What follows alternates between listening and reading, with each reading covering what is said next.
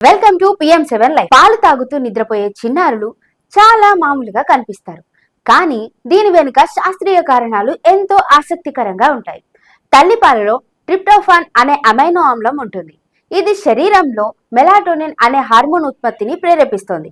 Melatonin hormone శరీరాన్ని ప్రశాంతపరుస్తుంది, మనస్సుని ఉలిక్కి పడకుండా నిద్రకి సరైన వాతావరణం కల్పిస్తుంది. పాలు తాగిన తర్వాత శిశువు కడుపు నిండుతుంది. అది శరీరానికి సంతృప్తిని కలిగించి నిద్రకు సహాయపడుతుంది. తల్లి ఒడిలో ఉండటం వల్ల శిశువుకు భద్రతా భావన కలుగుతుంది. తల్లి శరీర ఉష్ణత, గుండె ధ్వని మరియు ఆమె వాసన అవన్నీ చిన్నారికి మానసిక శాంతిని ఇస్తాయి. శిశువు నోరు, ముఖ కండరాలు పాలను పీల్చే ప్రక్రియలో పనిచేసి అలసిపోతాయి. ఇది కూడా నిద్రను ప్రేరేపించే ముఖ్యమైన అంశం. చప్పరింపు శిశువుకు శ్రమతో కూడిన ప్రక్రియ.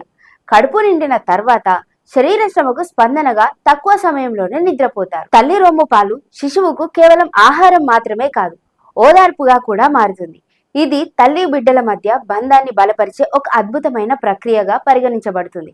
అందుకే పాలు తాగుతూ నిద్రలోకి జారిపోతున్న బిడ్డను తారుమారు చేయకుండా ప్రశాంతంగా నిద్రపోనివ్వాలని నిపుణులు సలహా ఇస్తున్నారు.